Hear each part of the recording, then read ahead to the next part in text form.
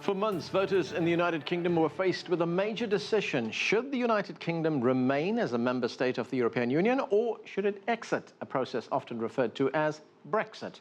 On Thursday, British voters opted by a small margin to leave. The historic decision was huge ramifications for the UK and Europe. Already there is major economic and political fallout. British Prime Minister David Cameron has announced plans to step down. And across Europe, there are new questions about the viability of the EU. We begin with CCTV correspondent Richard Bestic, who joins us from London. And Richard, as people in Britain start to come to grips with this decision to leave the EU, what's the reaction there? What's the mood? Well, the broad reaction in this hugely divided nation, Anand, is depending really on which side of the argument you fell, whether you were for leave or whether you were for staying within the European Union. The person, of course, who woke up with the biggest shock of the day was UK Prime Minister David Cameron. And within hours of hearing the decision, he had tendered his resignation to the Queen. It was his idea to have a referendum, and the shock result fell to his leadership. He stepped out onto the front of number 10 Downing Street and said that he couldn't go on when his vision for the way Britain should go was so out of keeping with the broad sweep of the voters. So he's on his way. There'll be an election in the autumn, in the early autumn, but in effect, the race is on now to replace him.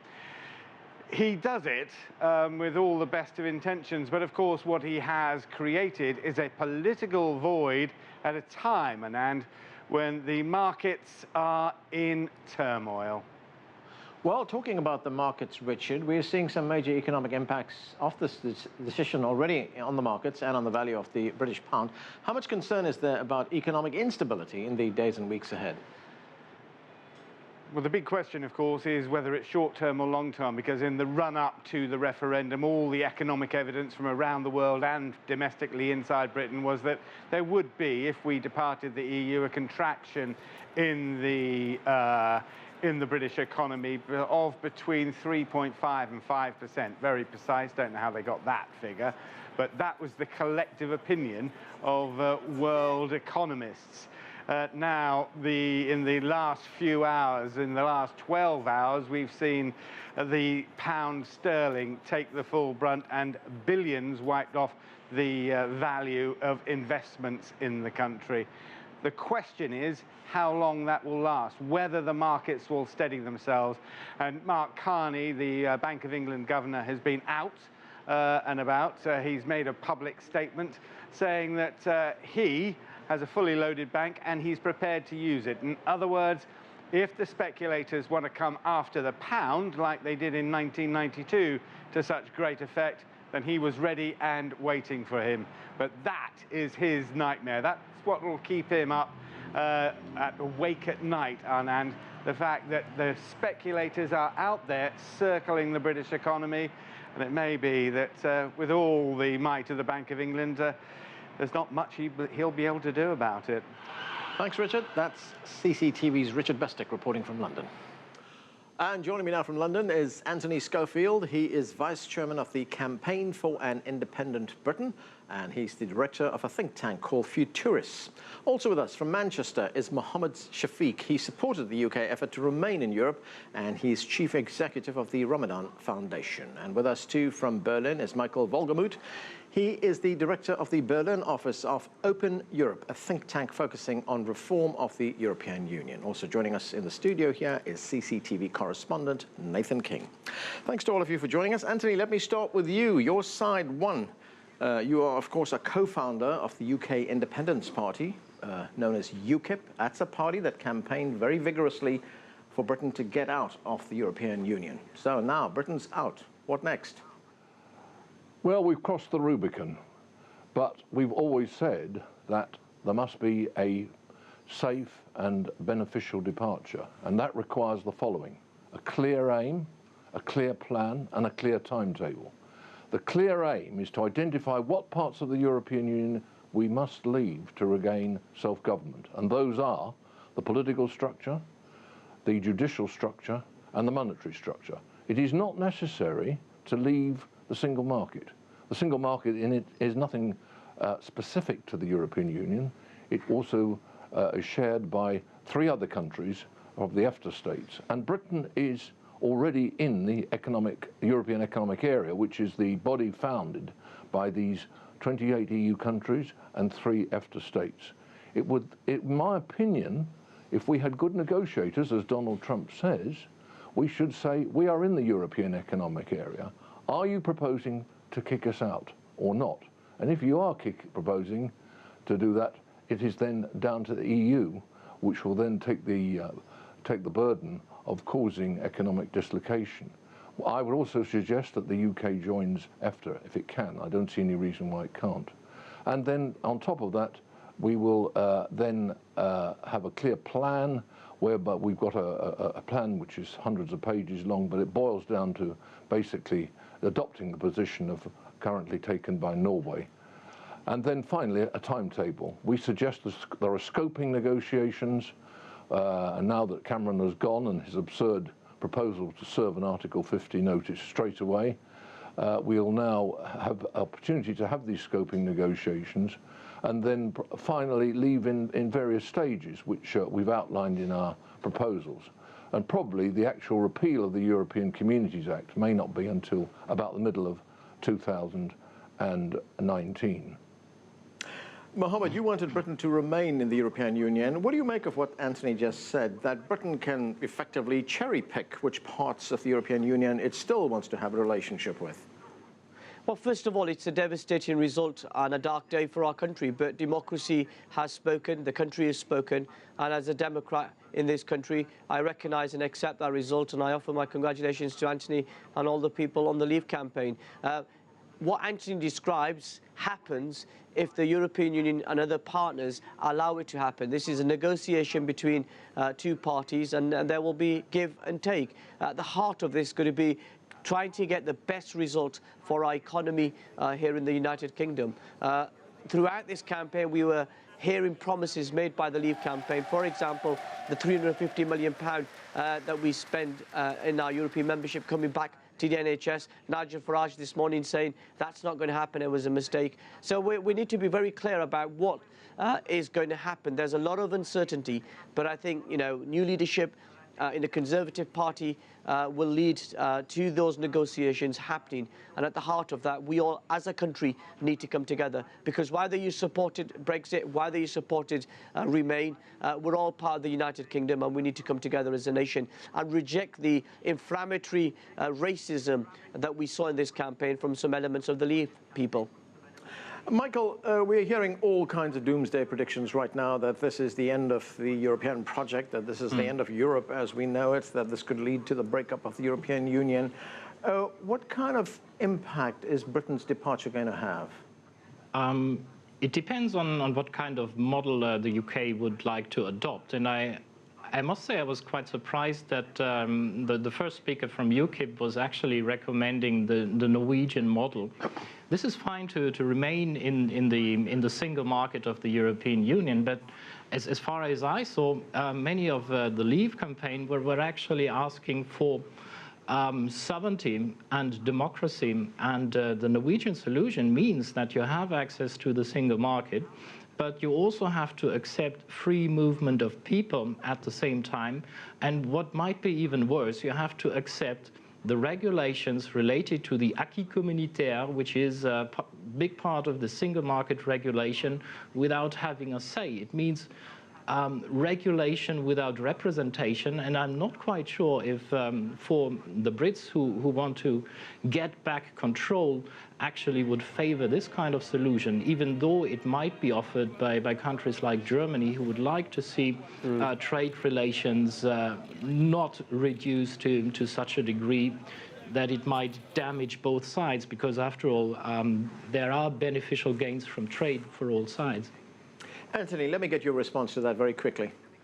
Well, I'll just keep it short. Well, we're not, it's not access to the single market, we're in the single market. And the point is that Norway, in fact, it's a 2-pillar system, the European Economic Area, which is the formal name for the single market. And the EU has its side, and the EFTA countries have their side. They have a court and everything which administers the EEA as regards the EFTA states. That's why we think the simplest solution would be to join EFTA. Okay. Nathan, let's bring you into this conversation. This was a very bitter campaign, a very divisive campaign in the United Kingdom. Let's listen to what the leader of UKIP, Nigel Farage, had to say. Let's watch. The EU's failing, the EU's dying. I hope we've knocked the first brick out of the wall. I hope this is the first step towards a Europe of sovereign nation states, trading together, neighbours together, friends together, but without flags, anthems, or useless old unelected presidents. So what happens now? What happens next? Well, 70 million people have said we must leave the European Union. We now need a Brexit government. Do you think Britain's ready to accept this result, or are there going to be a lot of divisions that are going to remain? Oh, I mean, the country is divided. Young, old, north, south, Scotland, UK, Northern Ireland, UK, Wales.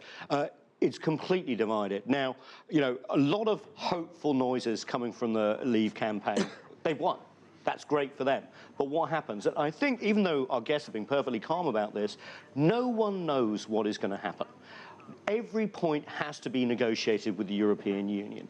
And a lot of the Leave people have said, look, we're the biggest customers of the EU, the UK is going to be just fine. But the EU is not going to be in a mood to give the UK exactly what it wants. Remember, it has to also say the UK can't get all this stuff, otherwise we'll have to give it to other countries as well within the European Union. And also you have a split, potentially, in the Leave campaign. A lot of people like Boris Johnson, potentially the future Prime Minister of the UK, wants a free trade, libertarian Britain, almost like a tax haven on the edge of Europe, trading with everyone and anyone and writing its own rules and mercurial economy. People like Farage want something slightly different. More rights for British workers, more independence in terms of sovereignty and defence, a return, if you like, to an Englishness, a Britishness that has been diluted from Europe. Can that happen? There are no answers at the moment, just questions, Alan. Okay, Anthony, what do you make of what Nathan is saying, that Britain is not going to get what it wants? Europe's not going to be in the mood to grant these concessions to Europe, to Britain? Well, we certainly want to remain friends with the European Union, and actually I think the proposal we're putting forward will make it a life reasonably easy for the European Union bureaucracy, because the UK is already in the European Economic Area and therefore will transit quite smoothly. What we'll be losing is the political and judicial and to some extent the monetary structures. So I don't see any particular problem on that. But there's been an awful lot of talk about trading terms, and they're important. But actually, there are other things involved. Do you know, for example, that Switzerland is the third largest export destination for British goods after the United States and Germany? Why? Because we sell an awful lot of gold to Switzerland. And I mean, obviously, gold is not a particularly useful trading proposition. So we've got to be very careful. We must look at net profitable trade, not just what happens to be the gross trade produced by the current trading arrangements. Okay, Mohammed, here we had a referendum, and we look at... It'd be nice to get a word in. Yeah. When we look at the campaign before the referendum, I mean, it straddled the kind of political divide in Britain. You had people on the Conservative side, people on the Labour side, both supporting Britain remaining in the European Union. So in a sense, did Prime Minister David Cameron make a strategic blunder when he called this referendum? Was there a clamour in Britain for this vote, or was he trying to settle political differences that he had? Well, first of all, can I just say, in terms of the UKIP campaign, it was a xenophobic and racist campaign, and it was rejected by every aspect of our society. And that's what makes this more difficult to bring our country together, when you have the inflammatory language that was used by Nigel Farage in this debate. But you're absolutely right. In terms of David Cameron, he tried to offer this referendum to stop the rise of UKIP and to try to stop the backbench revolt in his own party, he's put Britain's future prosperity at risk for his backbenchers. And in the end, we've got to have a honest and open discussion about how we move forward. Do we want a Britain that's outward-looking and internationalist, or we're going to be looking inward? And, you know, the rhetoric we've seen, it's absolutely been disgusting, the rhetoric we've seen. The idea that Turkey is going to join in the next 2 years when clearly it's not going to happen. They've not been able to tell us what the method is. And all they can say now is, you know, this is what we want. You can't pick and choose what you want and expect the other side to give you everything that you want. And that's the reality in this debate. And, you know, UKIP should be ashamed of the campaign it ran. Yes, I accept the result, and yes, we'll move forward. But if they really want to rebuild trust with our communities, then they've got to reject that xenophobia. And the other thing I think is really important, there is a disconnection between our political ruling class in this country, whether you're Labour, Liberal Democrat, Conservative, or the Green Party, and those people. And last night, people gave a kick in the teeth to the establishment, the political establishment that run this country. And all political parties have got to react to that and really understand why that is happening. Michael, there are already rumblings in other European countries. You look at Holland, Geert Wilders, who is the leader of a far-right party in the Netherlands. If you look at Marine Le Pen, leader of the National Front in France, they are now saying, well, we want our own referendums. We also want to renegotiate our membership in the European Union. Do you think with this British exit that these calls are now going to gather momentum? That really depends on how this Brexit procedure will develop. According to Article 50 and so on, I mean, certainly some of the mostly right-wing, but perhaps also left-wing populist parties think, all right, now, you see, we could also take back control of our own country and pursue some policies of our own without the European Union. But perhaps the citizens might watch closely what is now going to happen with the United Kingdom, where it was rather easy to imagine what Remain means. Not nice, not perfect, but I always had the impression that the Leave camp, they had a slogan, but no plan. At least they couldn't agree on a plan. There was some talk of a Norwegian solution, of Singapore policy, on steroids. Of CETA, the Canadian trade deal, and this is something that the other potential leavers of other countries would also have to make up their mind with.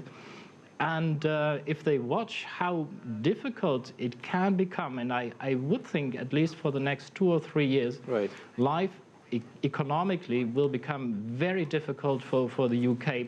I think this would not create a contagion, so everyone thinks, wow, there's a better life outside the EU, and we can get all the advantages without paying a price for it. This might actually dampen the appetite of other, not necessarily parties, but the citizens to follow such a kind of Brexiteering. Right.